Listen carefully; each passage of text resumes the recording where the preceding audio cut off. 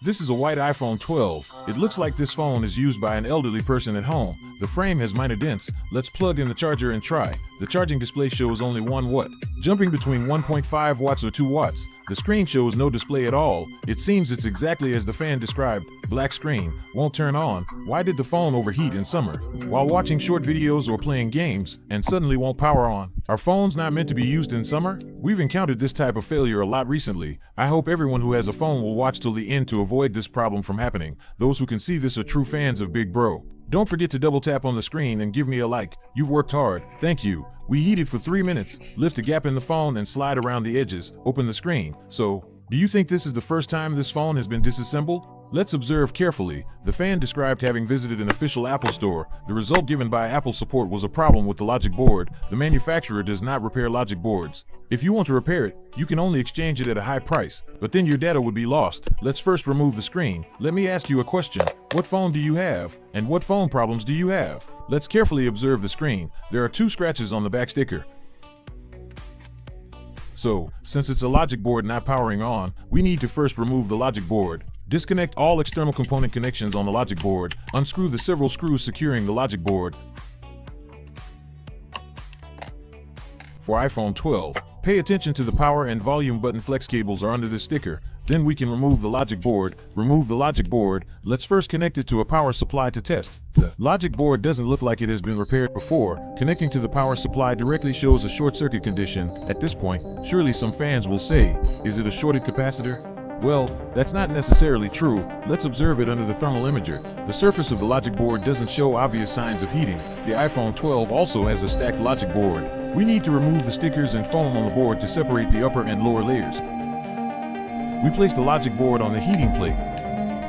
Then use hot air to assist in heating the solder points between the layers until they melt. We quickly separate the upper and lower layers. After separation, let's observe. The upper layer mainly contains the CPU, storage, audio.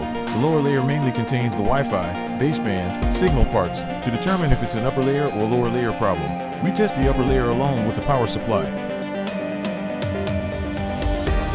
Placing it under the thermal imager, let's observe carefully. The upper layer is still in a short circuit state. It shows the charging IC is heating up severely. So we place the upper layer in a fixture to protect the area around the charging IC, heat, and remove this damaged charging IC. This charging IC is not only responsible for charging but also for the main power supply of the logic board. That means power from the battery passes through it and is then converted to the main supply for various chips. So if it's damaged, the phone cannot power on. Remove the chip, re-level the solder pads, then clean it. Take out a new charging IC, reapply new solder balls to the new IC.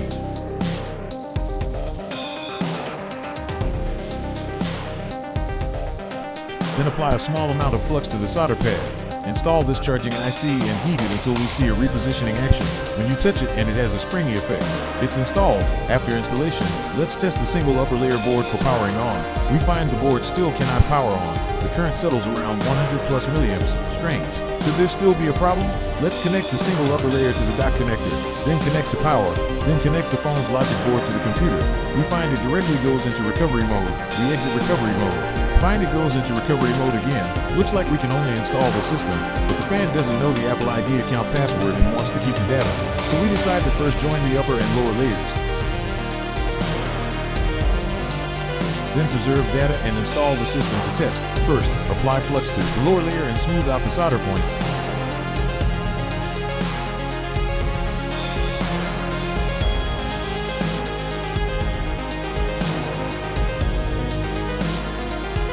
Clean the lower layer solder points.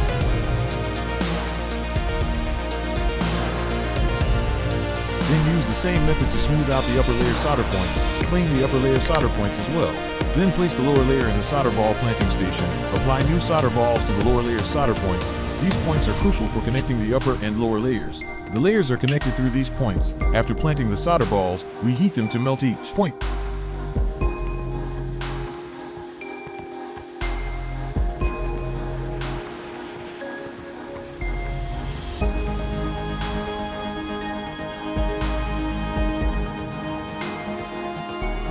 Clean the lower layer again. Then we join the upper and lower layers. Apply flux to the lower layer solder pads. Apply a small amount of thermal paste on the A14 CPU of the upper layer and spread it flat. Then heat and join the upper and lower layers. Similarly, after all solder points melt, when we touch the upper layer, it will have a spring-back effect. Okay, at this point, they are joined. We quickly cool down the layers. Then clean the logic board. Let's do a simple assembly. First, preserve data and install the system to test. We install the screen and connect to the computer. At this point, we click to install the system here. There is an option to preserve user data. Then we click Start installing the system. It gets stuck at 11% for a long time and won't pass. Try again. It occasionally gets stuck at 18%. Won't go through. Strange. Could there still be a problem? Helpless. We try multiple times. All stuck at 18%.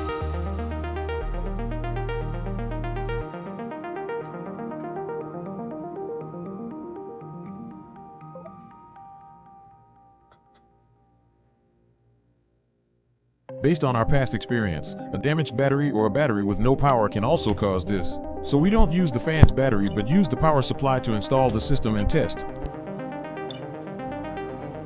Okay, successfully passed 18%, reached 20%, indicates the fan's battery has no power or is damaged, causing the system installation to fail. Okay, data preservation and system installation successful. We take out the logic board to measure the battery. We find the battery only has about 3 volts. Normally, it must be above 4 volts. Let's activate the battery and test.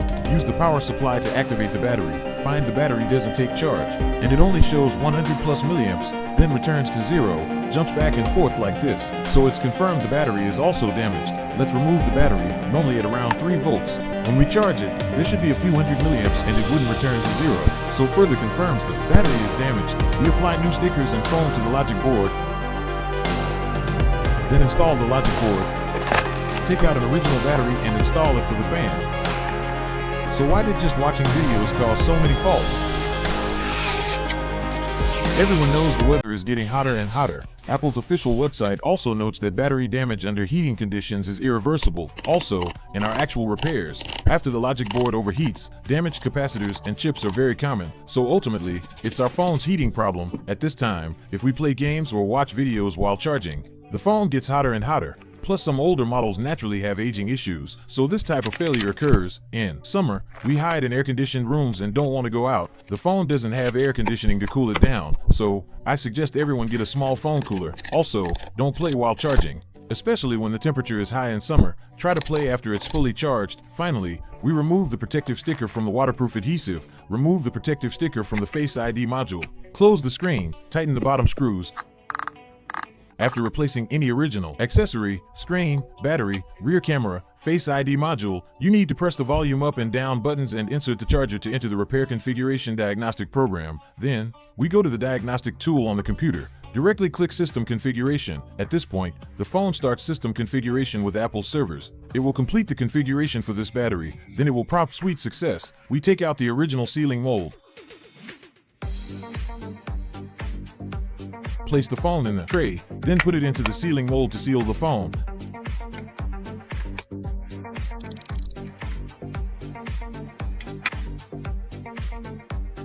The original sealing time is only 30 seconds. We recommend 3 to 5 minutes. After sealing, we take out the tray and phone.